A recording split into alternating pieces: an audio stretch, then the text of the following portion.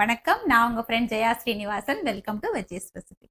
இன்னைக்கு நம்ம veggies recipe கிச்சன்ல நம்ம சப்ஸ்கிரைபர், நம்மளோட வெஜ்ஜீஸ் ரெசிபி ஃபேமிலி மெம்பர் கேட்ட ரெசிபி பூண்டு சட்னி.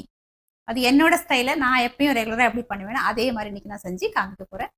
ரொம்ப சிம்பிளான ரெசிபி, ரொம்ப டேஸ்டி, அதே நேரம் ரொம்ப குவிக்கா பண்ணக்கூடியது. இந்த பூண்டு சட்னி வந்து எல்லா டிஃபனுக்கும் வந்து ரொம்ப சூப்பர் காம்பினேஷனா இருக்கும். நல்ல கோல்டு, நெஞ்சு சளி அப்படிலாம் இருக்குன்னு வச்சுக்கோங்களேன், இந்த பூண்டு சட்னியை தொட்டு 2 நாளைக்கு டிஃபன் சாப்பிட்டீங்கனாலே அந்த நெஞ்சு சளி ஃபுல்லாக கரைஞ்சிரும். அந்த அளவுக்கு ரொம்ப நல்ல ஹெல்தியான ஒரு ரெசிபி. ஃபர்ஸ்ட் டைம் சேனலை பார்க்குறீங்கன்னா ப்ளீஸ் சப்ஸ்கிரைப் பண்ணுங்க. பெல் ஐக்கானை கிளிக் பண்ணி ஆல் ஆப்ஷன் கொடுத்துட்டீங்கன்னா நான் போடக்கூடிய எல்லா வீடியோஸும் குவிக்காக வந்து உங்களுக்கு ரீச் ஆகும். வாங்க ஈஸியாக எப்படி பண்ணுறதுன்னு பார்க்கலாம்.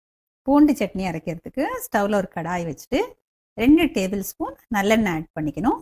எண்ணெய் சூடானதும் ஒரு 5-6 காஞ்ச மிளகாய் ஆட் பண்ணிக்கலாம். இதோட நல்ல நிறம் வர்றதுக்காக 4 காஷ்மீரி சில்லி, ஒரு 20 பல்லு பூண்டு, 10 சின்ன வெங்காயம் எல்லாத்தையும் நல்லா வதக்கி விட்டுக்கலாம். நல்லா சாஃப்டாக வதங்கினா போதும், ரொம்ப வதக்க வேண்டிய அவசியம் இல்லை. இதோட ஒரு சின்ன துண்டு புளி சேர்த்துக்கலாம். இந்த சட்னிக்கு தேவையான அளவு உப்பு நல்லா வதக்கி விட்டுக்கலாம். கொஞ்சம் நல்லா சாஃப்டாக வந்தால் போதும்.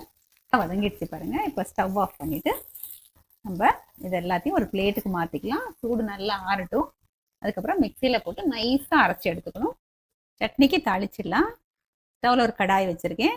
2 டேபிள் ஸ்பூன் நல்லெண்ணெய் ஆட் பண்ணிக்கலாம். இந்த சட்னிக்கு கொஞ்சம் எண்ணெய் அதிகமாக தேவைப்படும். எண்ணெய் சூடானதும் 1 டீஸ்பூன் கடுகு ஆட் பண்ணிக்கலாம். கடுகு வெடித்ததும் 1/2 டீஸ்பூன் உளுத்தம் பருப்பு, கொஞ்சம் கருவேப்பிலை, 1/4 டீஸ்பூன் பெருங்காயத்தூள் சேர்த்துக்கலாம்.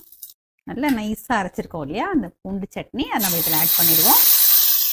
மிக்ஸி ஜாரில் கொஞ்சமாக தண்ணி ஊற்றி நல்லா அரைச்சிட்டு அதையும் இதில் ஆட் பண்ணிவிடுவோம். நல்லா ஒரு தடவை எல்லாத்தையும் மிக்ஸ் பண்ணிடணும். கொஞ்சம் நேரம் கொதிக்கட்டும். உப்பு டேஸ்ட் பண்ணி பாருங்கள், தேவைப்பட்டால் நம்ம ஆட் பண்ணிக்கலாம். பாருங்கள் நல்லா கொதிக்க ஆரம்பிச்சாச்சு.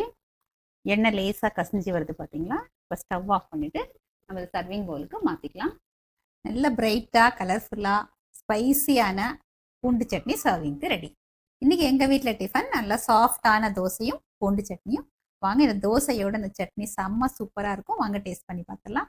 இந்த சட்னியை இந்த தோசையோடு சாப்பிடும்போது இந்த 2 தோசை நமக்கு எக்ஸ்ட்ராவே சாப்பிட தோணும். நல்லா பஞ்சு பஞ்சாக சாஃப்டாக இருக்கிற தோசையும் இந்த சட்னியை தொட்டு சாப்பிடும்போது ரொம்ப அருமையாக இருக்கும். பூண்டு சட்னியை பார்க்கும்போதே வாயில் பார்த்தீங்கன்னா எச்சி ஊறுது. செம்ம சூப்பராக இருக்குங்க. அவ்வளோ நல்லா இருக்குது. நம்ம எவ்வளோ தோசை சாப்பிடுவோம் அப்படிங்கிற கணக்கு நமக்கே தெரியாது, அந்த அளவுக்கு நல்லா டேஸ்ட்டாக இருக்குது. கொஞ்சம் நல்லா காரசாரமாக இருக்குது. அப்படி தான் பூண்டு சட்னி நல்லாயிருக்கும். அதனால தான் நம்ம கொஞ்சம் எண்ணெய் நிறைய சேர்த்தோம். இன்னும் மேலே வேணால் நம்ம கொஞ்சம் எண்ணெய் ஊற்றி கூட சாப்பிடலாம். அது கூட ரொம்பவே நல்லாயிருக்கும். கண்டிப்பாக எல்லாருமே ட்ரை பண்ணி பாருங்கள். எப்படி வந்ததுன்னு கமெண்ட்டில் சொல்லுங்கள். லைக் பண்ணுங்கள். உங்கள் ஃப்ரெண்ட்ஸ் அண்ட் ஃபேமிலியில் ஷேர் பண்ணுங்கள். புது ரெசிபியோட நாளைக்கு நான் உங்களை மீட் பண்ணுறேன். தேங்க்ஸ் ஃபார் வாட்சிங்.